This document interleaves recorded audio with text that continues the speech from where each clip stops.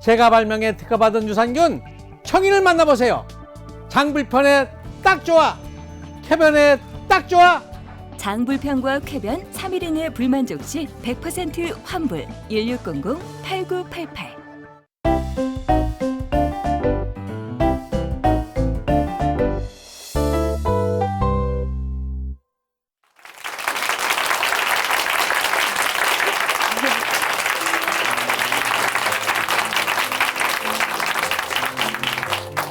삶으로 열어가는 아름다운 신앙 간증 오직 주만이의 김명인입니다. 유산균을 배양해 본 적 있으세요? 유산균 참 신기하더라고요. 우유랑 섞어서 잘 보관해 두면요, 하루가 지나도 눈에 띄게 성장을 하는데요. 이상한 건 어느 정도 일정한 크기로 자라면 더 이상 자라지 않는다는 겁니다. 그리고 또 둘로 나누면요, 또 자라기 시작해요. 그리고 일정한 크기가 되면 자라지 않죠. 사랑도 유산균 같지 않을까요? 나누어 줄 때마다 커지지만 더 이상 나누지 않으면 커지지 않는 것이 바로 사랑이잖아요. 하나님이 주신 사랑, 하나님의 그 큰 사랑을 나누어주는 우리 이웃들을 만나는 시간입니다. 삶으로 열어가는 아름다운 신앙간증 프로그램 오직 주만이. 오늘도 멋진 간증들이 준비되어 있습니다. 그 전에요, 이 자리 은혜롭게 채워주신 분들과 인사 나누도록 하겠습니다. 춘천 한마음교회 성도님들 함께해 주십니다. 반갑습니다.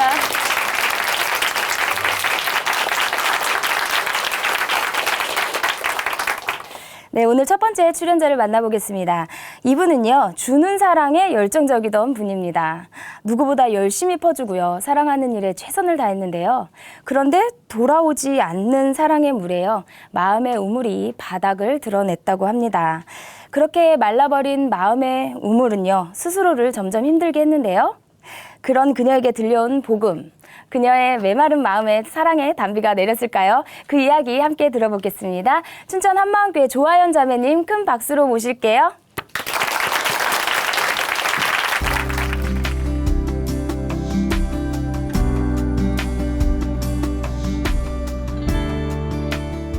안녕하세요. 춘천 한마음교회 조아연입니다. 헌신하면 헌신짝 된다는 말이 있죠. 제가 바로 그 헌신짝이었어요. 사랑받기 위해 사랑을 퍼붓다가 만신창이가 되고, 그렇게 하염없이 사랑을 찾아 헤매던 제가 사랑의 본체이신 예수님을 만나 진짜 사랑을 누리며 진정한 자유를 얻게 된 간증을 나누려고 합니다. 저는 사랑이 참 많은 아이였어요. 처음엔 주는 것이 좋았는데 주는 사랑만 계속 하다 보니 사랑이 받고 싶더라고요. 그런데 아무도 제가 주는 만큼의 사랑을 주지 않는 거예요. 아니, 주면 줄수록 더 차가워져만 갔어요. 저는 초등학교 때부터 가족들의 생일을 챙겼는데요. 오빠의 생일을 앞두고 몇 주 동안 고민한 끝에 예쁜 지갑을 샀어요. 기뻐할 오빠를 그리며 선물을 주었는데 고맙다는 말 한마디 없이 서랍에 던져놓고는 거들떠보질 않는 거예요. 당황스럽고 섭섭했지만 꾹 참았어요. 그리고 제 생일이 됐어요. 그런데 오빠는 선물은커녕 생일 축하한다는 말 한마디 하지 않는 거예요. 그런 오빠에게 오빠 나한테 줄 거 없어? 했더니 아 없어. 너 이런 거 바랄 거면 애초에 선물 같은 거 하지 마. 라고 소리를 지르는 겁니다. 제 마음이 짓밟힌 것 같아 엉엉 울어버렸어요. 그 이후로도 돌아오는 것은 없었지만 그래도 매년 오빠의 생일은 꼭 챙겼어요. 부모님이 맞벌이를 하셔서 저희는 외할머니 손에 키워졌는데요. 오빠는 상황이 자기 마음대로 돌아가지 않으면 무조건 손부터 올라갔어요. 별것 아닌 일에도 분을 내며 심하게 때렸고 오빠의 입에서는 입에 담지 못할 욕이 항상 흘러나왔습니다. 오빠의 엄청난 폭력에도 오빠를 심하게 예뻐하셨던 할머니는 바로 옆에서 정말 심하게 맞고 있는데 TV만 보고 계셨어요. 전 정말 투명인간이 된 것만 같았습니다. 그런 할머니의 태도에 오빠는 자신의 행동들이 잘못된 것인지 모르고 점점 폭력적으로 변해만 가더라고요. 뺨 맞는 건 기본이었고요. 한 번은 오빠가 배를 발로 차서 날아간 적도 있어요. 혹시 비비탄이라고 아시나요? 장난감 총에 들어가는 총알인데요. 오빠는 매일 학교가 끝나기가 무섭게 동네 놀이터로 나가 친구들과 총싸움을 했어요. 그런데 꼭 절 데려가는 거예요. 같이 총싸움을 하려는 것이 아니었어요. 저의 용도는 총알바지와 바닥에 떨어진 비비탄을 다시 주워 담을 사람이었습니다. 그래도 저는 오빠가 참 좋았어요. 그래서 매일같이 오빠를 쫓아 나가는데요. 하루는 열심히 비비탄을 주워 담고 미끄럼틀 위에서 혼자 놀고 있었어요. 그런데 어디선가 이상한 소리가 들리는 거예요. 목표물 발견, 목표물 발견. 설마 했는데 그 목표물이 바로 저였습니다. 그렇게 오빠는 친구들과 목표물 된 저를 쏘아 맞추기 대결을 했어요. 작은 놀이터 안에서 정말 열심히 도망다녔지만 소용이 없었어요. 그렇게 왜 맞아야 하는지 이유도 모른 채 저는 절 맞고 바닥에 떨어진 비비탄을 한 알 한 알 주워 모아야 했습니다. 폭력적인 오빠, 맞벌이 하시는 부모님, 편애하는 할머니. 저에게 집은 더 이상 따뜻한 보금자리가 아니었어요. 집에서는 사랑받을 수 없다는 생각이 가득했기에 밖에서 사랑받아야 제가 살 수 있다고 믿었어요. 그렇게 저는 친구들에게 물질적으로 마음으로 끊임없이 퍼부었는데요. 전 용돈을 안 쓰고 안 먹고 모아 친구들에게 썼고 공부도 사랑받기 위해서 했어요. 이렇게 하니까 친구들은 물론이고 부모님의 반응도 달라지고 선생님들도 저를 신뢰하기 시작하는 거예요. 모든 행동은 사랑받기 위한 수단이 되어갔습니다. 그렇게 친구들을 끌어모은 저는 초등학교 4학년 때부터 중학교 3학년 때까지 매년 학급회장을 도맡았습니다. 중3을 마치고 엄마가 아연아, 너 캐나다 가서 공부할래? 하시는 거예요. 엄마는 영어 공부도 시킬 겸 친구들에게 집착하는 성격도 고칠 겸 저를 캐나다로 유학 보내셨어요. 문제는 여기서 일어났습니다. 제가 한국에서 사라지니 항상 저와 함께하던 친구들이 다른 친구들과 너무 신나게 노는 거예요. 제가 원래 없었던 것처럼요. 저는 버려졌다는 생각을 버릴 수가 없었어요.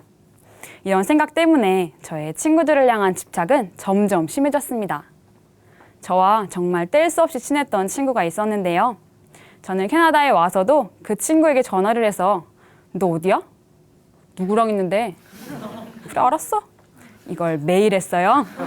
그런데 어느 순간부터 제 전화를 받지 않기 시작하는 거예요. 쓸데없이 계속 전화하니까 제가 점점 귀찮아진 거죠. 저는 그 친구의 어머니와도 친했는데요. 친구가 전화를 받지 않으면 집으로 전화를 했습니다. 그렇게 미친 듯한 집착으로 친구와 저는 점점 멀어지게 되었고 전 절망에 빠져 밥도 안 먹고 울기만 했어요. 그리고 얼마 후 집안 사정으로 한국에 돌아오게 되었는데요. 검정고시를 보고 6개월 정도 수능을 준비해서 대학교에 들어갔어요. 사랑에 완전 굶주렸었던 저는 대학교에 입학하자마자 남자친구를 사귀었어요. 저는 그 사람을 만나는 동안 선물이라는 것은 생일 때 케이크 하나도 받아본 적이 없었어요. 어느 날은 기계에서 뽑은 인형을 처음이자 마지막으로 주더라고요. 비싸지 않은 선물이었지만 저는 눈물이 날 만큼 고마웠어요. 그래도 남자친구의 생일이나 기념일은 혼자라도 항상 챙겼습니다. 서운하긴 했지만 사랑하니까 참을 수 있었어요. 그런데 그 남자는 제가 만만해서였는지 무려 1년 동안 같은 동아리 후배와 진지하게 만나다가 딱 걸렸습니다. 저는 그 바람 앞에 폭발해버렸어요. 제가 그 사람한테 커플 후드티를 사줬었는데 제가 사준 것과 똑같은 후드티를 사서 그 여자애한테 준 거예요. 똑같은 커플티를 3명이서 나눠 가진 거죠. 집으로 돌아왔는데 정말 극도의 분이 치고 올라왔어요. 극도로 분이 나니까 앉지도 서지도 못하겠더라고요. 정말 입에서 앗소리도 안 나오는 거예요. 결국은 제가 먼저 헤어지자고 했어요. 헤어지면서 왜 그랬어?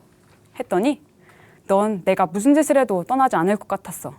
넌 항상 그 자리에 있을 것 같았어. 너 같은 여잔 결혼할 때 만났어야 했는데 너무 빨리 만난 것 같아. 미안해. 하는 겁니다. 정말 기가 막히더라고요. 저는 그 순간부터 인간 자체에 대한 엄청난 불신이 생겼어요. 아무리 사랑하고 배려하고 아껴주어도 돌아오는 것은 배신밖에 없었어요. 정말 하루하루가 고난이었어요.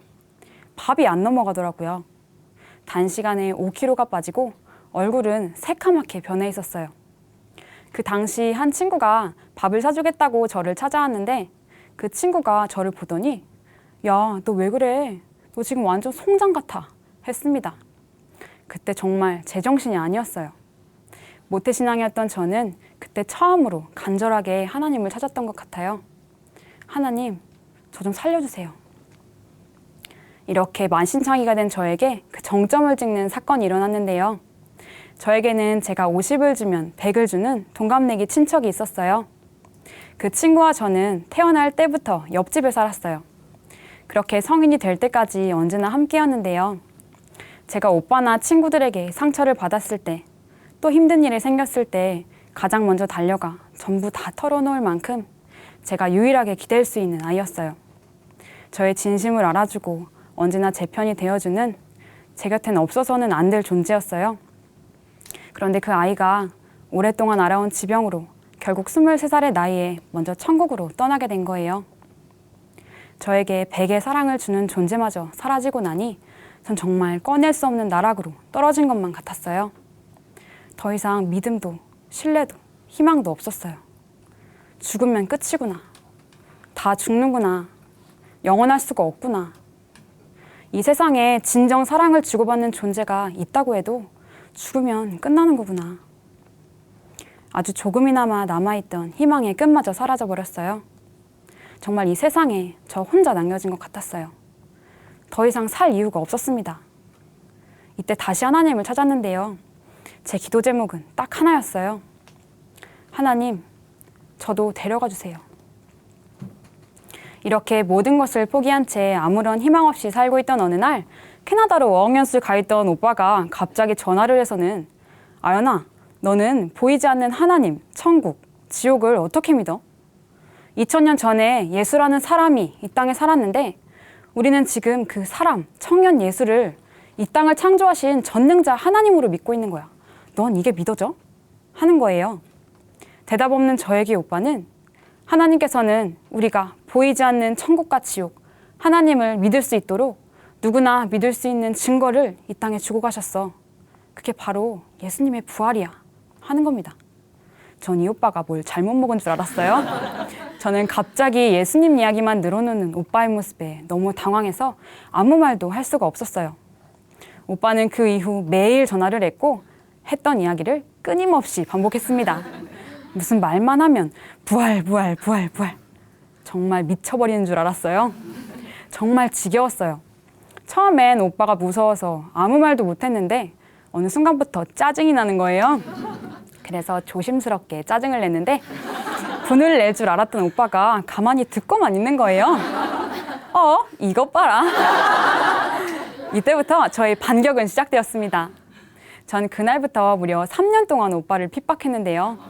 모태신앙임에도 불구하고 그렇게 뜨겁게 복음을 전하는 오빠를 무차별적으로 공격하고 무시하고 미워하였습니다. 그런데 오빠는 지치지를 않더라고요. 이전에 폭력적이고 제멋대로였던 오빠는 어디에도 없었어요. 오빠가 완전히 다른 사람이 되어버린 거예요. 아무리 심한 욕을 하고 사람 취급을 안 해도 끊임없이 예수님만 이야기했어요. 세상 사람 다 변해도 오빠는 절대 변하지 않을 거라고 생각했거든요. 그런데 어느 날 문득 오빠 안에 진짜 기쁨이 보이는 거예요. 그 기쁨이 오빠의 사소한 행동 하나하나에서 느껴졌어요. 항상 분을 내던 오빠가 예수님 이야기를 하면서 눈물을 흘리고 폭력을 일삼던 오빠가 전화를 끊을 때마다 사랑한다고 하는 거예요. 그 변화를 보니까 나도 오빠처럼 자유하고 기쁘게 살 수 있을지도 모르겠다는 작은 소망이 생겼어요. 그렇게 3년 동안 꽉 닫혀있던 마음의 문이 조금씩 열리게 되었고 그해 온 가족이 한마음 여름 수련회에 참석하게 되었어요. 저를 뒤집은 것은 바로 예수님의 부활은 역사다 라는 사실이었어요. 사실 예수님의 부활을 안다고 했지만 보지 않고 어떻게 믿지? 라는 의문이 가득했어요. 사람이 죽었다가 다시 살아났다는 말도 안 되는 사실을 대체 어떻게 보지 않고 믿냐고요. 하지만 제자들을 통해 그리고 내가 보지 않고 믿고 있던 세상의 많은 역사들을 통해 그 말도 안 되는 사실이 저에게 실제가 되었습니다. 이 세상에 수없이 많은 역사들은 역사라는 사실만으로 한치의 의심 없이 믿는데 제자들을 통해 그리고 수없이 많은 증인들의 죽음을 통해 역사에 박아놓은 부활이라는 사건은 믿지 않고 있었던 거예요. 정말 어이가 없더라고요. 십자가에서 도망갔던 제자들도 예수님이 부활하신 후에야 성경의 모든 말씀과 예수님이 하신 말씀을 그제서야 믿었다고 기록이 되어 있는 거예요. 3년 동안 예수님과 함께 먹고 자며 수많은 기적을 보고 행하던 제자들이 죽음이 두려워 십자가 앞에서 다 도망갔잖아요. 이런 제자들을 순교자로 만든 것이 바로 예수님의 부활이었더라고요. 그리고 기도를 하는데 그날따라 전 남자친구로부터 받은 너무 많은 상처들이 계속 떠오르는 거예요. 정말 견딜 수 없는 분노가 막 올라왔어요. 그런데 그 순간 헤어질 때 남자친구가 했던 말들이 생각나면서 그 모습 위에 제 모습이 딱 겹쳐지는 거예요. 제가 하나님한테 하나님은 제가 무슨 짓을 해도 떠나지 않으실 거잖아요. 하나님 사랑 말고 세상 사랑 좀 즐기고 올게요. 하나님은 죽기 전에만 만나면 되는 거 아니에요? 때가 되면 제가 알아서 갈 테니까 하나님은 그냥 그 자리에 계세요. 이렇게 말하고 있었어요. 기쁠 땐 하나님은 쳐다보지도 않고 세상에서 받는 사랑만 찾다가 내 힘으로는 해결할 수 없는 사건들이 터질 때마다 간절해지던 저의 그 악랄한 중심이 너무 처절하게 보이는 거예요. 그렇게 세상과 가늠했던 제 모습을 적나라하게 비추어 보여주셨습니다.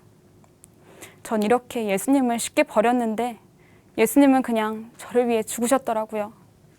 아무런 조건 없이 저를 사랑하신 것이었어요. 십자가에서 죽으신 예수님이 부활하셨고 부활로 그분이 하나님이심이 확증되었잖아요. 결국 하나님이 저를 위해 죽으신 거였어요. 저는 제 자신이 피해자라고 항상 생각했어요. 나는 그들에게 사랑을 주는 존재니까 나는 항상 옳고 나는 항상 착하다고 생각했어요. 그런데 그 사랑은 내 의를 위해, 내가 사랑을 주는 사람이라고 인정받기 위해, 내 만족과 영광을 채우기 위해 주었던 것이었어요.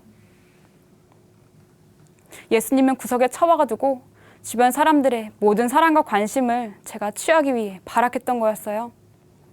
그런 저에게 예수님께서는 여기 있다고, 네가 찾는 그 사랑이 나에게 있노라고 수없이 소리치셨는데 저는 완전히 제가 주인 되어 귀를 막고 그 간절한 예수님의 음성을 짓밟고 있었던 거예요.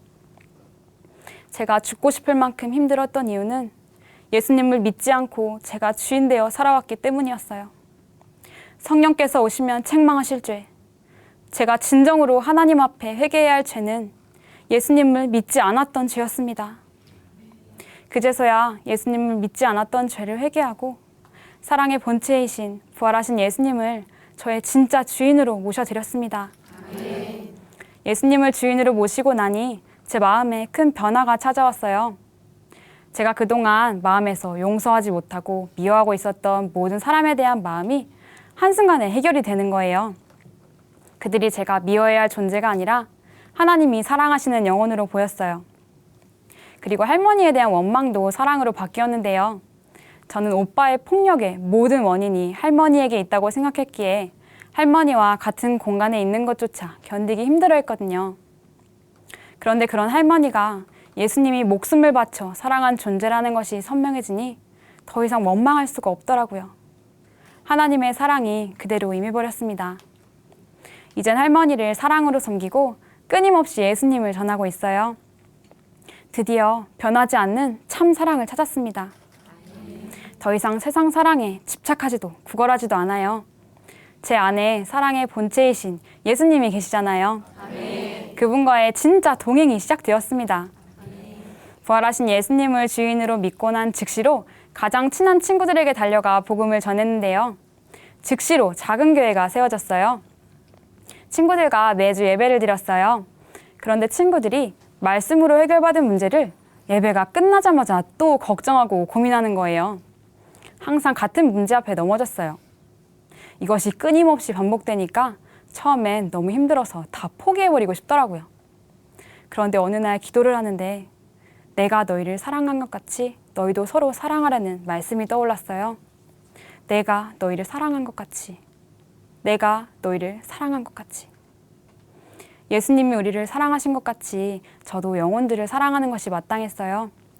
예수님이 우리가 완벽해서 사랑하신 것이 아니잖아요. 우리의 있는 모습 그대로를 사랑하시는 것이었어요. 이때부터는 친구들의 행위가 아닌 넘어지는 친구들을 묵묵히 인내함으로 바라보고 계신 하나님의 모습이 먼저 보였어요. 포기하지 않는 마음이 되더라고요. 한 번은 제가 무슨 말만 해도 복음만 이야기하니 한 친구의 표정이 변하고 저에게 고민도 이야기를 하지 않는 거예요. 예전 같았으면 친구를 잃을까 하는 마음에 그 순간부터 입을 닫아버렸을 텐데 더 이상 제 시선은 사람의 반응에 있지 않았어요. 이 영혼을 살려야겠다는 마음만 들었습니다.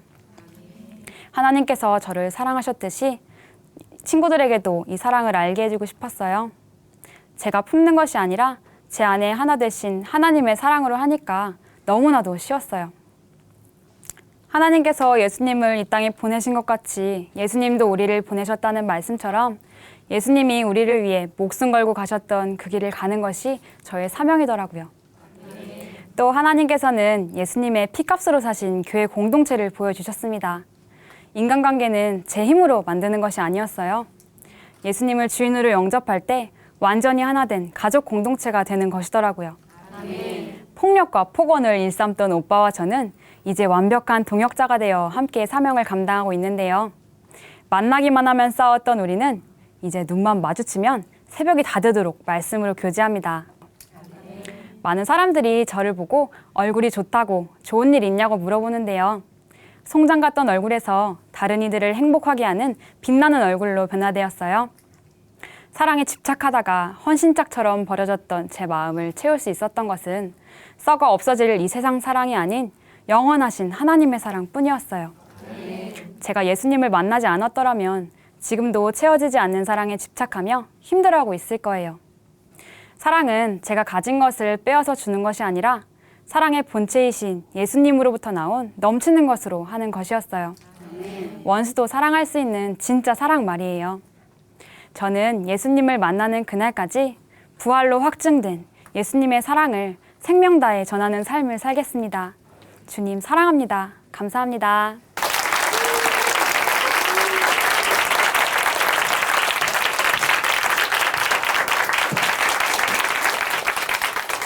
네, 간증 감사합니다. 고린도전서 13장 말씀처럼요. 사랑은 오래 참고 온유하고 믿고 바라고 견뎌야 하는데요. 진정한 사랑이신 예수님처럼 말이죠. 네, 그 예수님을 주인 삼아 살지 않으면 진짜 사랑을 알 수 없다는 것 여러분 다들 알고 계시죠? 네.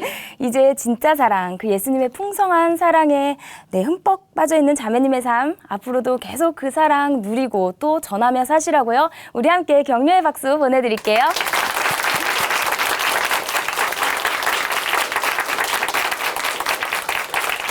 아름다운 믿음의 고백으로 하나님의 은혜를 나누는 오직 주만이 두 번째 출연자 만나보겠습니다. 이번에 나올 분은요, 스포츠맨입니다. 어렸을 때부터 축구 선수로 활동을 했는데요. 늦둥이의 외동딸이어서 그랬을까요? 아니면 엄마에게 받은 상처 때문이었을까요? 자기 감정을 조절하지 못하고요. 자기 멋대로 하는 인간 폭탄이었다고 합니다. 그런 그녀가 섬김과 순종의 사람으로 변했다고 하는데요. 과연 이분에게 어떤 일이 있었는지 그 이야기 함께 들어보겠습니다. 춘천 한마음교회 전현아 자매님 큰 박수로 모실게요.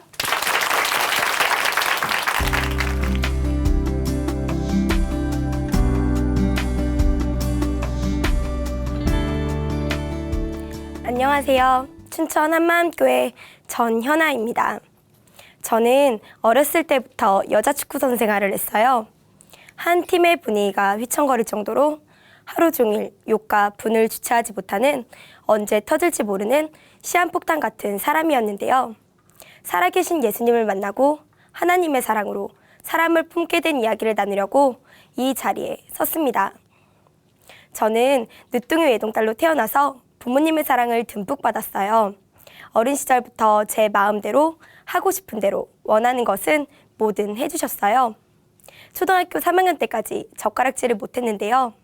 부모님께서 항상 밥숟가락에 반찬을 올려주셨기 때문에 젓가락질을 할 필요가 없었어요. 남들 다 탄다는 그 흔한 자전거도 롤러스케이트도 싱싱카도 위험하다는 이유로 한 번도 탈 수 없었어요. 부모님의 이런 과잉보호 속에서 자랐지만 저를 향한 부모님의 사랑은 오래가지 않았어요. 부모님께서 자주 싸우기 시작하셨는데 초등학교 5학년 때 결국 어머니께서는 집을 나가버리셨어요. 그 충격으로 아버지께서는 낮에는 일만 하시고 밤에는 술에 취해 지내셨는데요. 부모님에게 많은 관심과 사랑을 받았던 저에게도 너무나 큰 충격이었어요. 부모님의 그런 빈자리가 너무나 컸어요.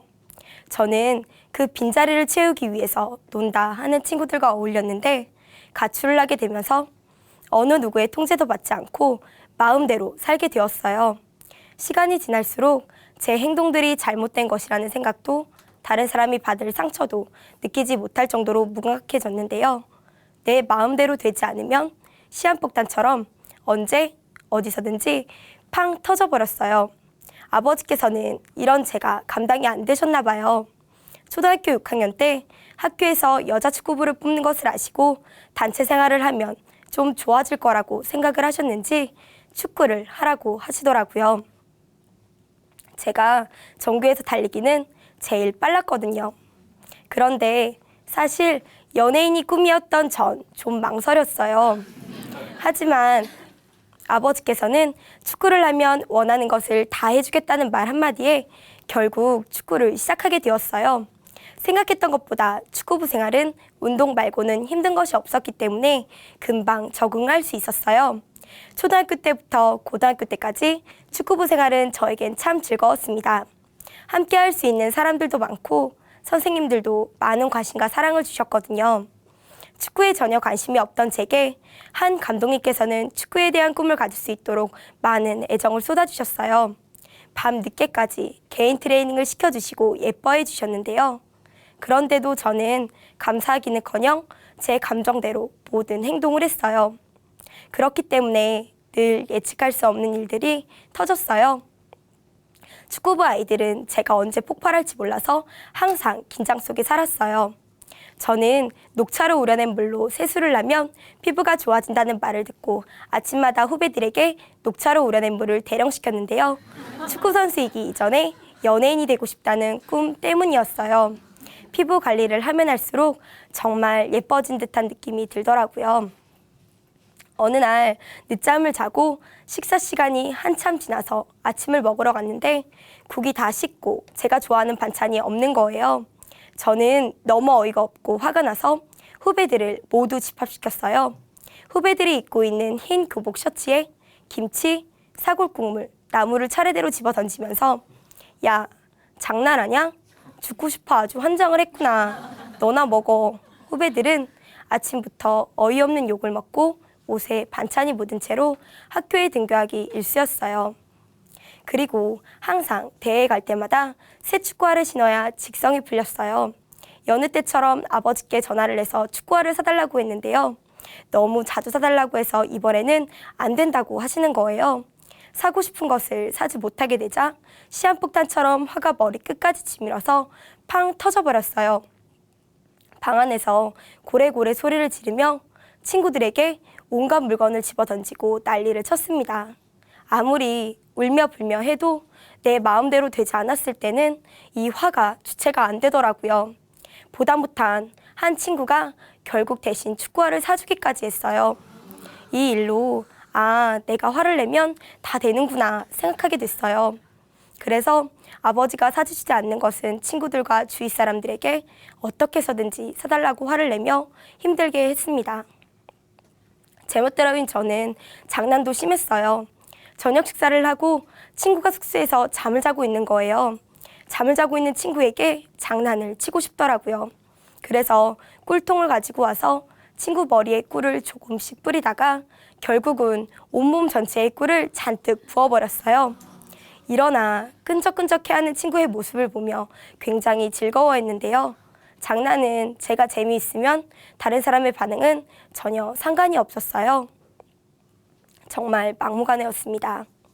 하루 종일 주체할 수 없는 화와 짜증은 꿈에서까지 이어지게 되더라고요.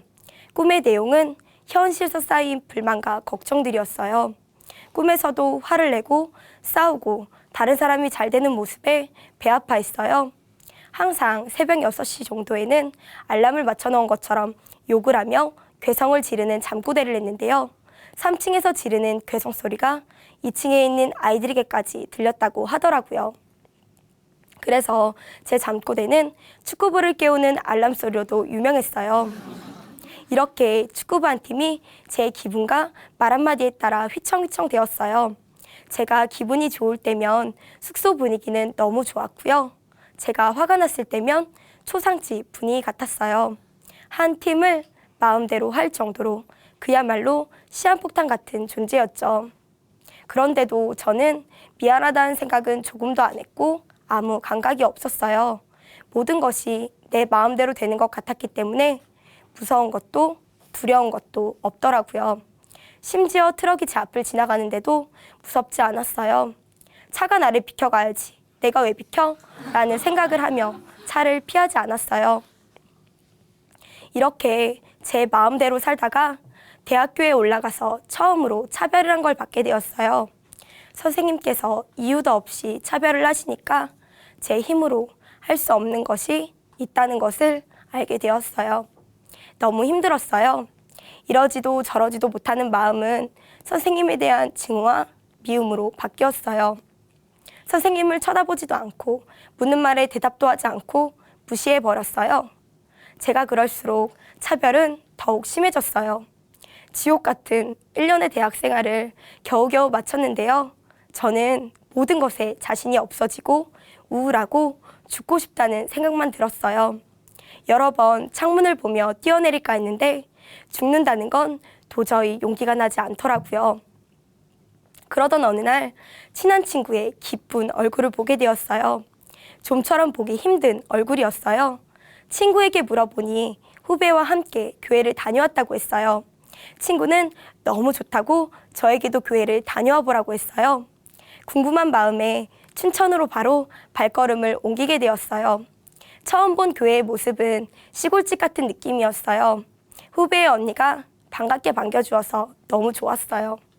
찬양 예배가 시작되기 전에 한 자매님을 만나서 난생 처음 예수님 이야기를 듣게 되었어요. 첫 질문이 예수님을 어떻게 믿니였는데 순간 머릿속에 예수님 하며 물음표가 막 생기더라고요. 전 요술램프처럼 소원을 빌기만 했지 예수님이 누구실까라는 생각은 단 한 번도 해본 적이 없었어요. 사실 시한폭탄 같은 저였지만 마음 한켠에는 착해지고 싶고 다른 아이들과 잘 지내고 싶은 마음이 있었는데요. 생각대로 되지 않았을 때는 답답한 마음을 하나님께 기도를 하기도 했어요. 하나님께 기도하고 나면 마음이 홀가분해졌거든요.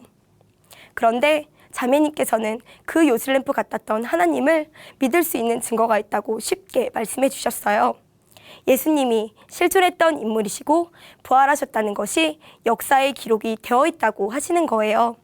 그 순간 정말 놀랐고요. 정말 기뻤어요. 아, 예수님이 정말 살아계시는구나. 알라딘 동화 속 이야기가 아니라 역사 속에 부활이라는 증거가 있다는 사실이 너무 놀라웠어요. 예수님이 살아계시다고 하니까 너무 신기해서 자꾸 눈이 위를 보게 되었어요. 흥분된 마음이 아직 가라앉지도 않았는데요. 곧바로 찬양 예배를 드렸는데 한 찬양의 가사가 마음에 그대로 와 닿았어요. 지금 당신이 힘겨워서 좌절하는 이유는 예수를 믿지 않기 때문이며 지금 당신이 외로워서 눈물 짓는 이유도 예수를 믿지 않기 때문이죠. 라는 구절이었어요. 찬양의 가사가 그동안 제가 힘들고 외로워했던 이유를 말해주는 것 같았어요. 제가 힘들고 외로워했던 이유는 상황과 환경, 사람 때문이 아니었어요. 단 한 가지, 온 인류의 죄를 위해 죽고 부활하신 예수님, 다시 사신 예수님, 지금도 살아계신 예수님을 믿지 않기 때문이었어요. 찬양이 끝나고 기도를 하는데 하나님께서는 예수님을 믿지 않았던 것이 얼마나 큰 잘못이었는지 깨닫게 해주셨어요. 부활의 증거를 통해 예수님께서 하나님이라는 것을 보여주셨는데도 믿지 못하고 철저히 무시하며 살았어요. 눈에 보이는 것을 전부로 여기며 살았습니다. 제가 겪고 있는 상황과 환경, 사람의 말과 행동, 그리고 제 모습이 저의 전부였어요. 하지만 하나님 입장에서는 독생자 예수님이 전부셨더라고요. 하나님은 자신의 전부를 저에게 주신 것이었어요. 전 하나님 앞에 눈물을 흘릴 수밖에 없었습니다. 하나님, 정말 잘못했습니다. 예수님이 살아계신데도 몰라보았어요. 예수님이 살아계신데도 믿지 않았습니다. 다시는 예수님을 무시하지 않겠습니다. 예수님을 마음에서 놓치지 않겠습니다. 예수님을 마음에서 버리지 않겠습니다. 그리고 제가 아무 생각 없이 괴롭혔던 친구들과 후배들에게도 너무나 미안한 마음이 들었는데요. 더 이상 친구들과 후배들에게 함부로 대해서는 안 된다는 마음이 생겼어요. 아무 감각이 없던 제가 전능자 하나님의 사랑에 완전히 녹아버렸습니다. 예배를 마치고 숙소로 돌아오는 길에 제 상황과 환경은 변한 게 없는데 마음에서는 엄청난 평강과 기쁨이 생기더라고요. 숙소에 도착했는데 제가 교회에 다녀왔다는 것을 후배들은 믿을 수 없다는 표정으로 바라봤어요. 예전 같았으면 이상한 눈빛으로 쳐다봤다고 또 짜증을 냈을 텐데요. 신기하게도 짜증이 나지 않는 거예요. 그래서 웃으며 반갑게 인사를 했어요. 예수님을 처음 만난 그날 저는 새벽까지 잠이 오질 않았어요. 낮이든 밤이든 언제든지 기도하면 예수님이 듣고 계실 거라는 생각에 너무 설레이고 든든한 마음이 들었어요. 빨리 기도를 하고 싶어서 새벽에 혼잣말로 예수님 사랑해요. 제 말 듣고 계시죠? 말하곤 부끄러워서 이불을 뒤집었었어요. 저의 삶도 조금씩 변하기 시작했는데요. 운동을 하지 않는 쉬는 시간에는 잠을 자거나 텔레비전을 보면서 시간을 보냈었는데 예수님에 대해 더 알고 싶은 마음이 생기더라고요. 그래서 성경책을 펴서 읽었어요. 빨간색으로 써진 글씨는 예수님이 직접 하신 말씀이라고 해서 다른 말씀보다 더욱 집중해서 읽게 되었어요. 사실 이해가 되지 않는 말씀도 많았지만 예수님이 살아계시기 때문에 의심하지 않았어요. 말씀을 읽으면 읽을수록 하나님의 생각과 저의 생각이 다르다는 것을 알게 되었어요. 예를 들어 저는 화가 났는데 하나님은 항상 기뻐하라고 하셨어요. 그래서 저는 기뻐하는 것을 선택했어요. 또 경기에 출전하지 못하면 불평이 되었는데 하나님께서는 범사에 감사하라고 하셨어요. 그래서 저는 감사했습니다. 이런 식으로 하나님의 말씀을 하나씩 선택하다 보니 일부러 노력한 건 아니었는데 어느새 제 감정대로 행동했던 것들이 사라지게 되었어요. 교회에서 만났던 후배의 언니가 학교에 놀러 왔는데요. 언니는 일주일에 한 번씩 축구부 아이들과 함께 예배를 드리는 게 어떻겠냐고 하셨어요. 아이들에게 예배를 드리자고 권유했는데 아이들은 예수님보다 예배를 드리자고 말하는 변화된 저의 모습을 더 궁금해하는 것 같았어요. 그렇게 예수님에 대한 궁금증 반, 저에 대한 호기심 반으로 시작된 예배는 부활하신 예수님의 이야기로 가득 찼어요. 예수님 이야기는 들을수록 저와 축구부 아이들의 마음을 변화시켰는데요.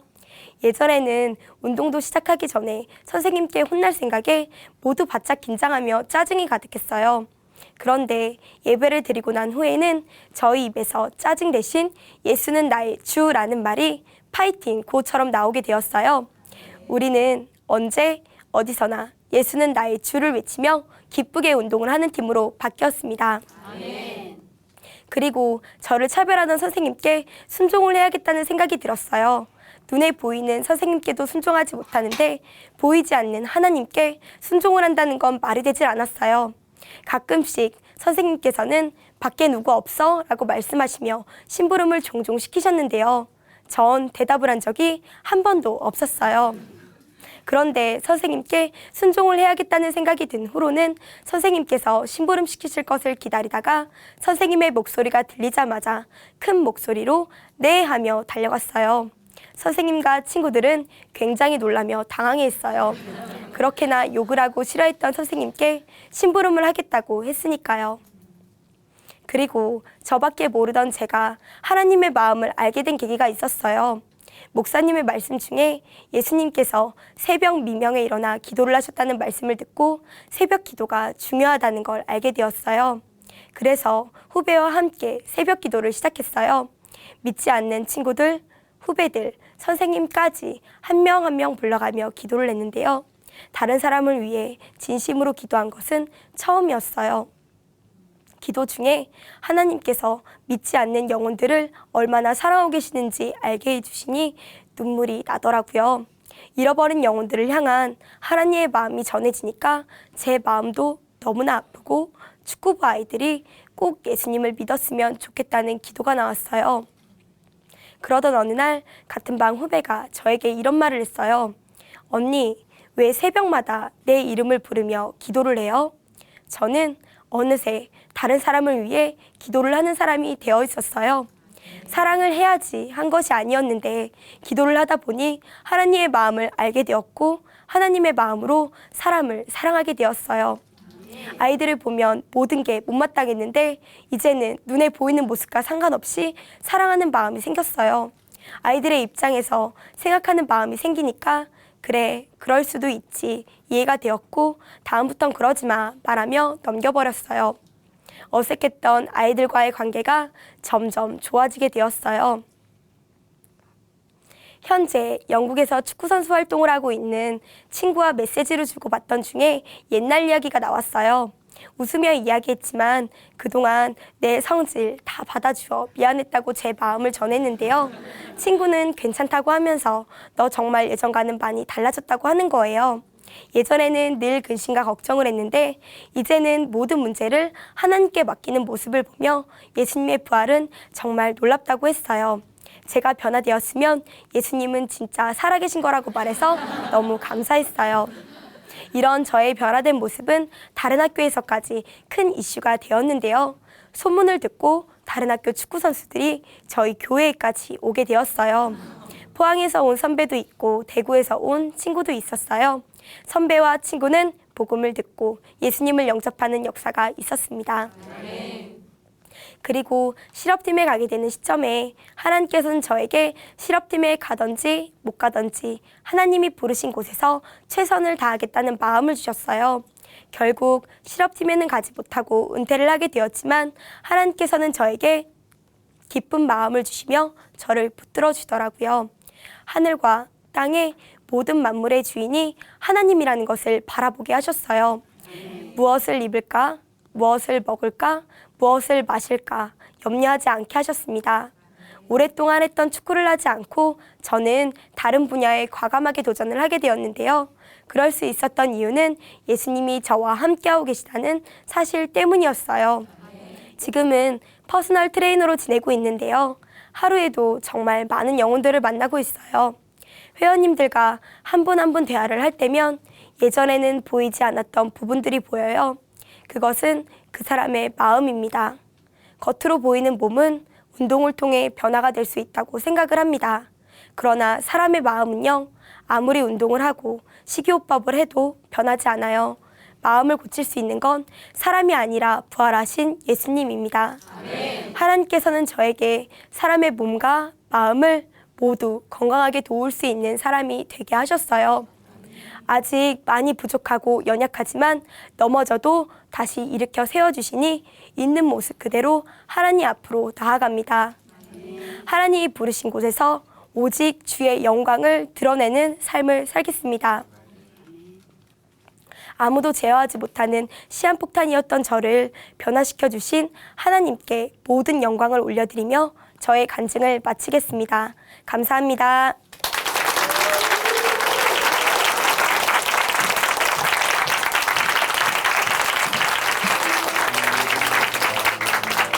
네, 간증 감사합니다. 하나님의 인도하심은 우리의 생각과는 다르다고 하죠.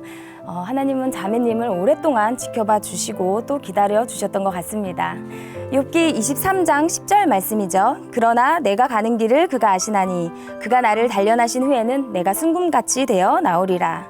하나님은 오늘도 저와 여러분의 가는 길을 아시고 동행하시며 더 나은 하나님의 사람이 되기를 단련하고 계십니다. 네, 그리고 그 연단을 통해 하나님의 더 크고 놀라운 비밀을 하나씩 보여주시고 계시는데요. 오늘도 역사하시는 하나님, 또 우리를 위해 중보해 주시는 예수님, 그 은혜 가운데 더 열심히 주님을 위해 살아가는 우리가 되어야겠습니다. 아멘. 하나님으로 인해 변한 삶의 고백이 있는 간증 프로그램 오직 주만이, 오늘 준비한 간증은 여기까지입니다. 오늘도 함께해 주신 춘천한마음교회 성도님들 그리고 시청자 여러분 감사드리고요. 찬양으로 이 시간 마무리하겠습니다. 찬양해 주실 분은요, 주리 자매님이시고요. 찬양할 제목은 1000번을 불러도입니다. 오늘도 예수님과 동행하는 멋진 하루 보내세요. 감사합니다.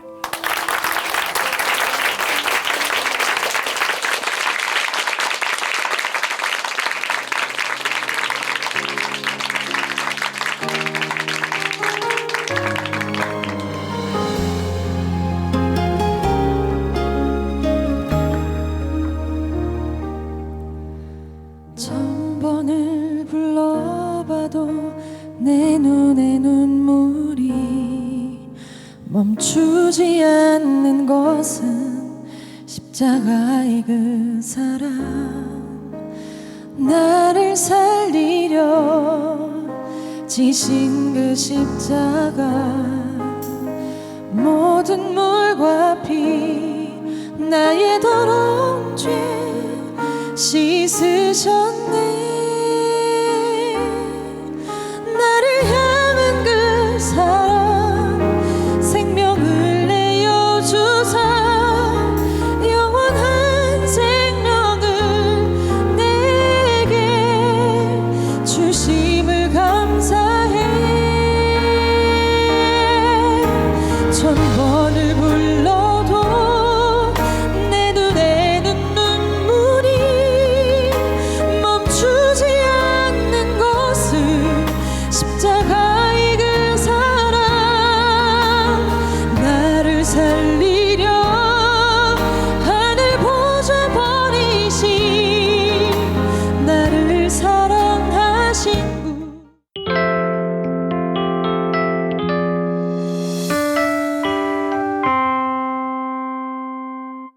제가 발명해 특허받은 유산균 청인을 만나보세요. 장불편에 딱 좋아, 쾌변에 딱 좋아. 장불편과 쾌변 3일 이내 불만족 시 100% 환불. 1600-8988